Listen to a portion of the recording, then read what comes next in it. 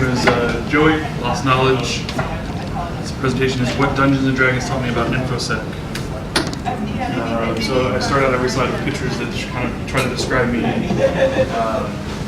Thank you, Frank. I appreciate that. It's great. So just a little bit of background. I'm really a 12-year-old stuck in a 32-year-old man's body. I like Legos. I like Star Wars. I like science fiction, Star Trek. I like bourbon. Yes, bourbon. I like good cigars. So in addition to having a really good love of bourbon, I also put on an event at Derby County every year called Bourbon Con. We've done the last couple of years at the Golf House on Friday night. So it's how much I like it. Can't do a D&D talk without giving something to describe myself in D&D terms. Though I do believe my alignment's starting to shift a little bit, I kind of tend to mostly fall towards chaotic neutral. In the end, it's more about me. I'm allowed to be self-portrayed. So disclaimers. I actually do think I got a talking to once about one of my presentations, and that's how this wound up in here. So all views and opinions in this presentation are my own and do not reflect the opinions or beliefs of my employer or any other affiliated organizations. So don't write angry letters to them or anything. I like it. It feeds me. So what is Dungeons and Dragons? If you've never played, actually, I forgot to ask that question. How many in the room have actually played Dungeons and Dragons before? All right, good. You're at a hacker. So I originally gave this presentation, and I thought the Venn diagram of like Dungeons and Dragons players and like D&D players would be like very like thought, oh, it must almost be the same circle. No, actually.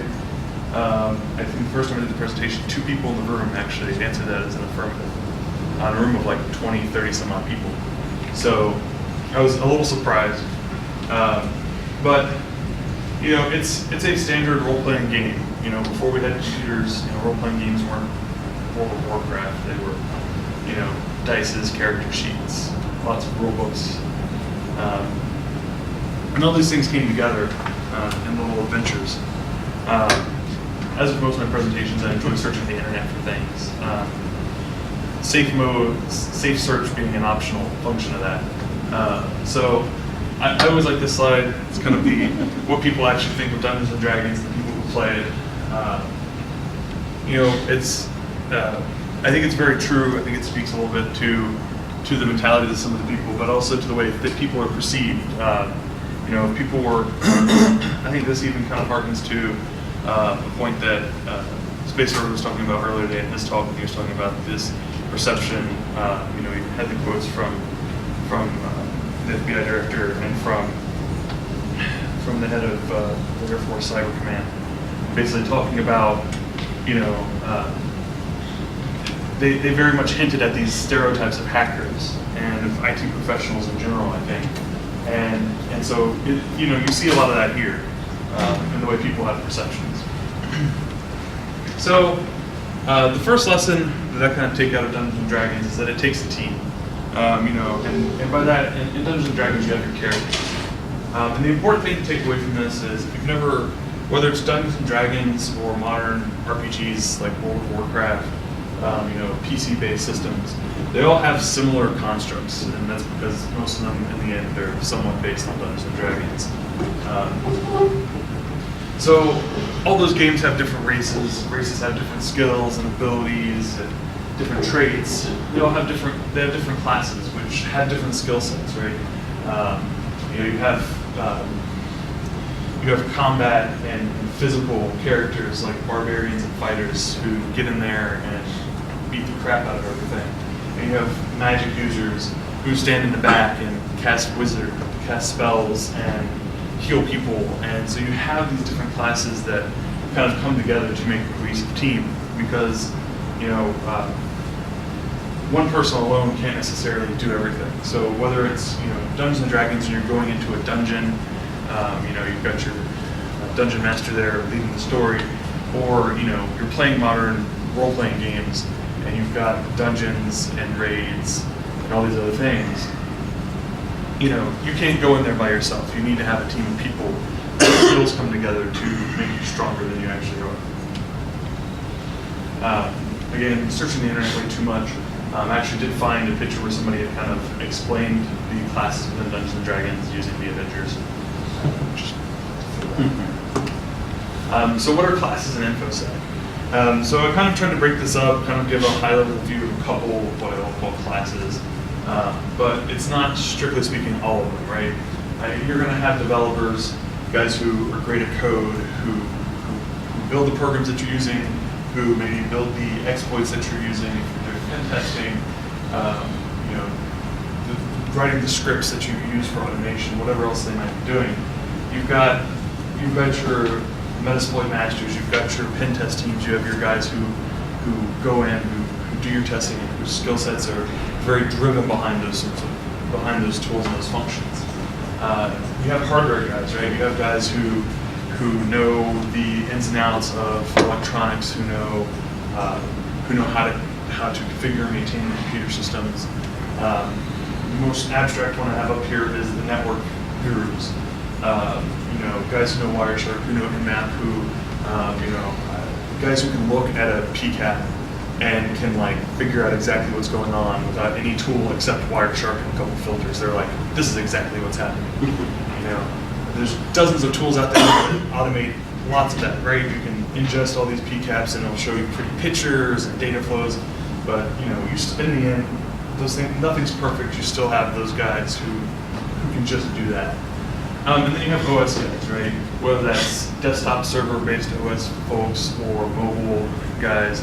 And a lot of times these are overlapped with other areas, right? Because your developers, odds are, going to have some specialty in one or more of the operating systems. Because anymore, with all these mobile constrained architectures, developing is more restrictive than just writing, hey, I wrote ANSI C code that will compile on any system and it should work. So the second it got that difficult, it became more fun. So in Dungeons and Dragons, there's this concept of multi-classing. In the real world, we call it the jack of all trades, but it's very, it's this idea of, somebody who's good at multiple things. There's the saying, jack of all trades, master of none. I tend to disagree somewhat with that. I think you can have somebody who has a broad range, and he's maybe not good at all of the skills, but he might be excellent at networking, but when it comes to, he might know nothing about hardware, but he could be, a good dev, or just have, general skills in other areas that may be useful. Another portion of Dungeons and Dragons is alignments. And the first time I did this presentation, I got really bogged down into the alignments, and the second time I did it, I got even further bogged down into it because this was one of the questions I got asked was, well, I don't understand the alignments. And then I realized something important, at least from the perspective of this presentation, which is, it doesn't matter. There's a couple slides out here that are, seriously? Sorry, I'm like, hey, So the important thing here, with all these, isn't so much to get bogged down in the wherewithals and how-tos of how characters and classes and alignments work within Dungeons and Dragons. But the thing I think that is most important, and what I'm trying to get across, is that it takes a mix of all of these things, right? So you can apply, to some extent, people into different areas and alignments. And you have to have that, right? In the end, you need different personalities on a team. If everybody's the exact same and thinks the exact same way and has that same mentality, you don't have somebody who, you may not necessarily have that person who can look at this from a different perspective and be like, oh wait, why are we still doing this the same way? If we did, something else, maybe it would work better. So I did leave this one extra slide about alignments to kind of clarify for anybody who really does care. Explaining the good versus evil. That one's pretty clear. Most people get the concept. Caring and concern for others, protecting the innocent, all that fun stuff. Whereas evil wants to kill everything and everyone, or take over the world. Lawful and chaotic always gets a little more confusing for folks. So I left this in. But the lawful side, rules, order, tradition. I try to explain the lawful evil because people are like, well, how can you be lawful and evil? And the best way to describe it is the world dominator, the person who has this moral code and structure but it may be different from everybody else's, but he wants to impose it on everyone, right? He wants the world in kind of his vision, whereas the chaotic evil individual is the world destroyer, right? You don't care. Kind of one of the better examples for chaotic evil is anyone who saw The Dark Knight. The portrayal of the Joker in that movie is pretty spot on for chaotic evil. And so, what did I do? I had to make a version of this that has alignments in InfoSec. So, I tried to break it down a little bit. The good on the top, and because of some of the background, I might be a little biased, but it's basically all your different types of testing teams, right? So, CNA, your certification guys, they're going to be lawful good, right? They have a set of rules. They want to follow those rules and make sure everything gets checked off and everything's done right. That meets those rules. They're not, they're just like, okay, this is good, this is good, this is good. It all looks good. There you go. Neutral good. I kind of put blue teams there, and the reason I put that there was they're not quite following the rule of doing CNA work, but on the same side, they're not where I think the red teams are, which is when you have a red team who's doing a true penetration test, they need to be looking at your networks in the same methods and ways that your black hats and your white hats are going to, particularly your black hats, your main adversaries are going to attack your network, right? So they have to be more on the chaotic side. And in the end, within your organization, within your groups, those are always going to be perceived as the good, right? They're the ones trying to make better. Some of your admins and your help desk folks are probably going to see them as evil because they come in, break everything, and now they get stuff fixing it, right? Lawful neutral, the Lego blocks are developers because I couldn't find another good picture for a developer. The help desk is true neutral, white hats, chaotic neutral. The bottom, the lawful evil, those are the bosses, right? They have the rule, they have the order, but ultimately they sometimes get in the way, right? I put neutral evil as the lawyers. You would think they'd be the lawful evil, but to them it's more about keeping the company, keeping your butt out of jail and out of trouble than it is anything else. And the chaotic evil is the black hats. These are the guys who, in the end, want to break into your networks. They're the ones who want to, steal information. They want to deface your websites, whatever nefarious reason they might have. Whether it's just for the giggles or for the lulz. That's ultimately those are your enemies, I suppose. So the second lesson I have to go. You need a good director. And this is where the Dungeon Master comes in. So for those who haven't played before, the Dungeon Master is the one who's created the scenarios that you're playing in, who's depending on how evil he is, have had someone whose main purpose in life is to make sure you all die. Others want to see you progress and then kill you. So it's really, this is what's behind that little screen. It's all the scheming, all the plans. And I think that's the important thing, right? This is the person who has the plan and has the vision of what needs to be done. And a lot of times, the other side, it's the players, the ones actually playing the game, whose job it is to actually execute it, right? In the end, how many of us have managers who are actually, doing the day-to-day technical? I know there are some, but it's not all. It's leading the way, herding cats. It's quite the reality. I'm in my second run around as a manager, and trying to get everybody in the same place at the same time to do the same thing or even something similar to the same thing is very hard, right? If you've hung out with people at hacker conferences, it's, again, very similar, right? How do you get everybody moving in the same direction at the same time? Fire drill. Yeah. Even then, I'm pretty sure if you pulled the fire alarm right now, there'd be a couple of hackers looking around like, I don't smell smoke. Yeah, okay, we're good. Yeah. Laptop. Let's go. They left me my new laptop. I will admit to coming up this time, I don't know if you noticed by the elevator, there's these stacks of recycling bins. The top one has a cell phone on it. There are no cell phones in it right now. I was a little sad. I was hoping somebody might be dumb enough to leave a cell phone in there. Then I was going to change the whole direction of the talk. We're going to talk about why you don't leave cell phones and recycling. So we have many dungeon masters, right? People will dictate what we're doing, dictate the story to us, how things are going to be done. Whether it's our customers, whether that's customers external to your company, if you're doing consulting, if you're doing IT support and internal support for your own company, right? Then the other people at your company are your customers. Your team leads, your technical team leads, your troop supervisors, even upper management. Because in the end, as you go up, how much vision they have specifically for you narrows, but their vision overall fits in. So at the upper management level, there's the global, I have this is what the company needs to do. And the supervisors below that all say, okay, well, to make this happen, for my group, we need to do this. And so then that leads down to you, and if you have team leads between you and a manager, they filter out and they delegate tasks. They're the ones that keep us truly on track then, right? So all these people kind of dictate the story to us. They're the ones who lead.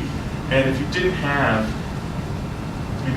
this sort of structure, right, then you put 100 guys in a room and try to convince them to all go in one direction. Are they going to go there? Without somebody truly to step up and lead, the odds of them all walking in the same direction are going to be slim to none, or at least in the same general direction. So we get on to the third lesson. And this kind of grows out of, again, me Googling and searching on the internet way too much. So every network is a dungeon, right? I did not have to fabricate these pictures in any way, shape, or form, but I thought they looked incredibly similar to the fact that one is a network diagram and one is a dungeon map. It shows kind of it is a bit too literal in some sense, but it's kind of a fun diagram to look at. But the reality is, when you're playing Dungeons and Dragons, you navigate a dungeon, you go in as a team, you're looking around to find, treasures or save the princess, even though she's in her castle, and you go through. I can't tell that. You go through, and ultimately you're trying to get to your end goal, right? Whatever that is, it varies, but you navigate through from point to point. We do the same thing in networks, right? If you're coming in as a pen tester and you're looking at a network, you're doing the exact same thing. If your end goal is to get back where all the data is stored, you're going to navigate through in whichever method's most effective. Sometimes you can walk straight in because there's a giant hole in the wall instead of a door. And other times you have to work a little harder at it. And so that's where the first thing comes in, obstacles. When you go into a dungeon in D&D, you have things that are going to be in your way. They might be doors, they could be walls, they could be traps. We have the same thing in networks, right? We have firewalls, we have, different types of appliances that are all doing the same thing. And to some extent, you can even argue that, while not necessarily directly a strict obstacle, if they're set to block traffic, IDSs and IPSs can become the exact same thing, right? So how do we dodge obstacles? Well, if it's a door in Dungeons and Dragons, you have a rogue who comes and picks it up, right? He gets you through, and now you're on to the next stage. When you're looking at a network, if you're trying to attack it, trying to get into a network from the outside, you might be looking for places and different points to where you have to pivot in from, I got one machine and now I need to try to use that to get from where I'm going. So it's not necessarily a straight A to B. And so, we work around obstacles, right? And sometimes you might just turn them off. If you don't have a rogue to pick a lock, you throw a barbarian at the door until it falls open. Which comes to traps. whether it's the Indiana Jones style giant rolling ball, or it's honeypots or other defensive mechanisms designed to lure you away from your ultimate target. It's all ways to try to capture your attention and keep you from getting to where you want to go. In the end, I guess they're just other forms of obstacles. Sometimes you just have to run away. There's creatures, right? In a good dungeon, you have different types of creatures.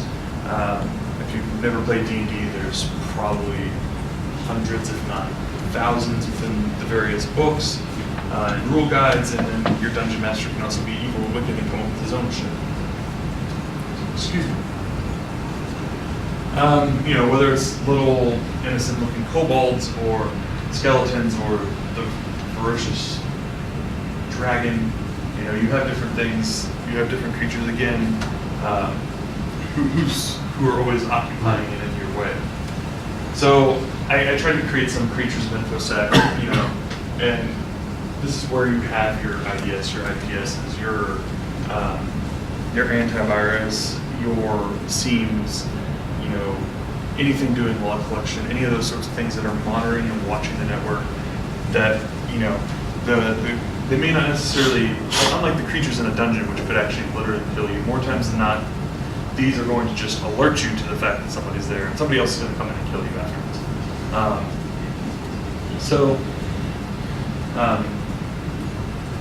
But in the end, all these pieces come together, and so you get this view where you're trying to get to a goal, and that goal is your treasure, right? So in a network, this treasure could be anything, right? If the main person who's going to be attacking your network is people who just wanted to face your website, maybe the goal is just your web server. If you actually have real proprietary data or personal information within the network that people might want, then that probably becomes the treasure. In Dungeons and Dragons, it's always it's almost always just gold and armor and same sort of stuff you'd find in any role-playing game, right? In the end, your goal is to get something. Sometimes there might be more altruistic methods. You might be trying to save a village, but you kill the dragon, and usually that has a side effect of coming with lots of gold.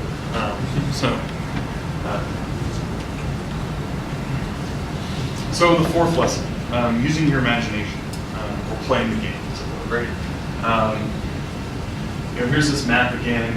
How do you go from pieces of paper and little markers on there to seeing your team and seeing your group come together and destroy a dragon?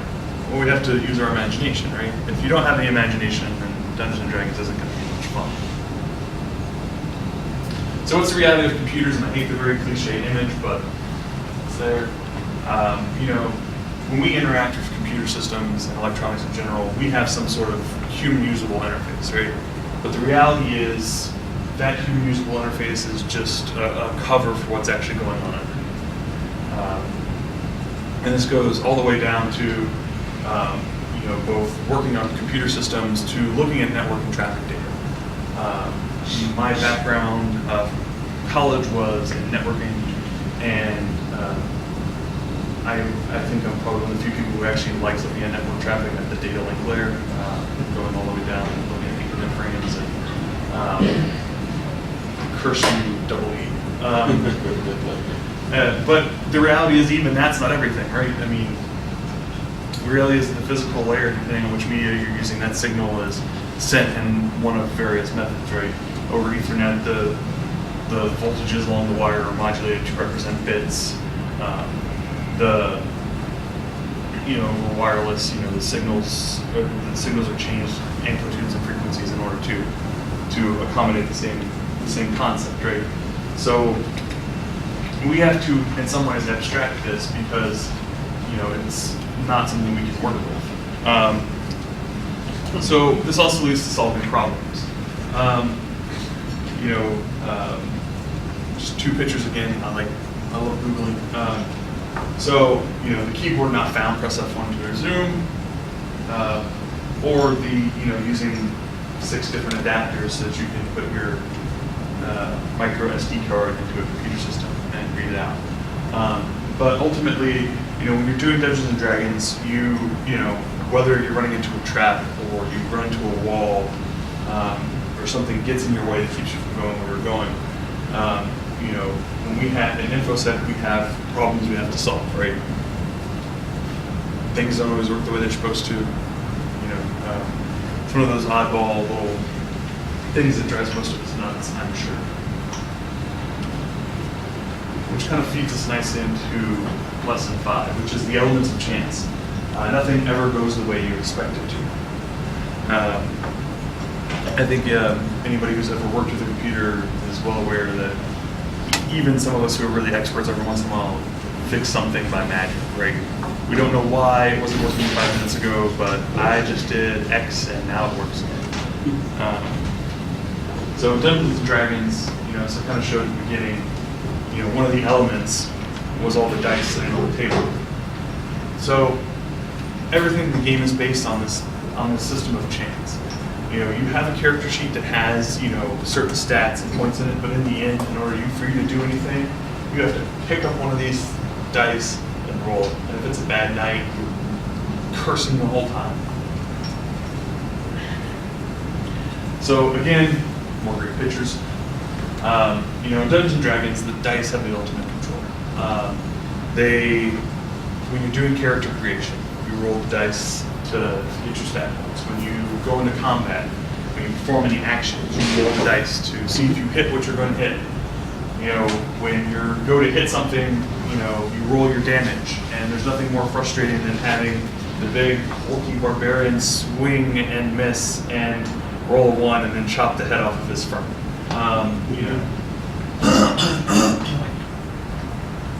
In InfoSec, it's the same way, right?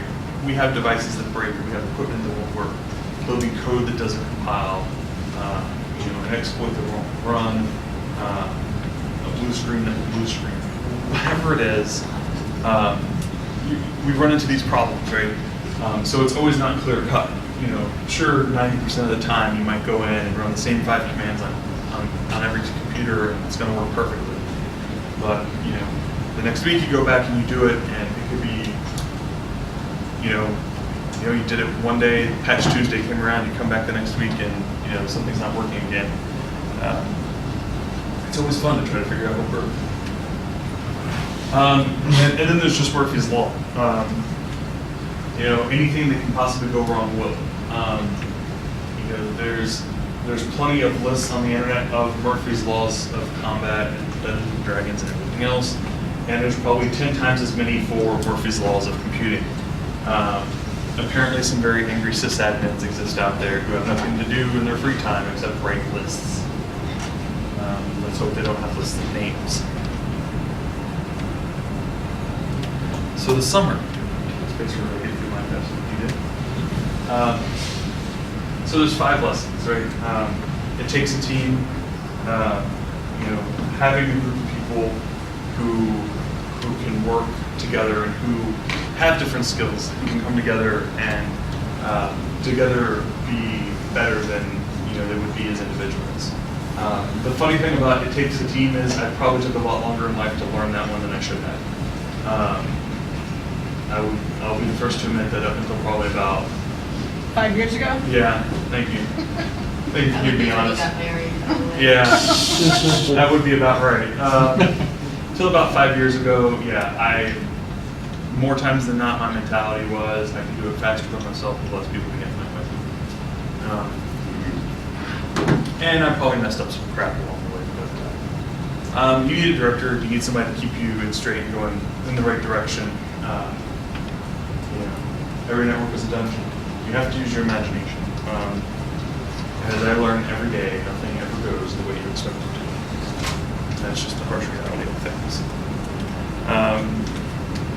So I put up a thank you slide. I added this because I failed to do this with every other time the other times I've done this presentation this year.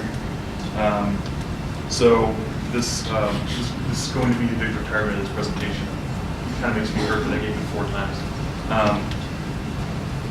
But much like Spaceworks said this morning, how kind of Janice came up and asked him at DerbyCon to submit a talk. I got it too, but it definitely felt a little threatening.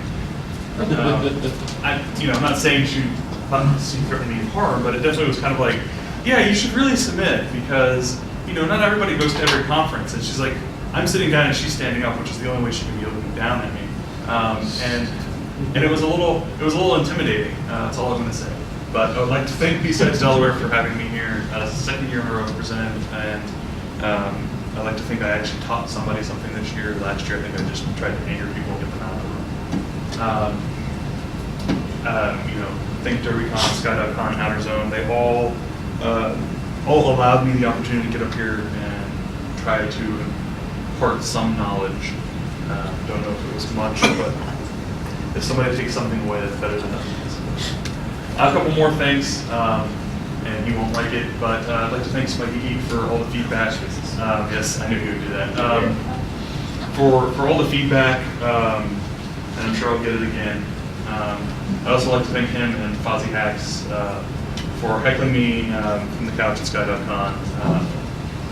But it was an effective heckling and not mean-spirited, so I appreciate it. I'd like to thank everyone who's here today for coming and listening to what I have to say.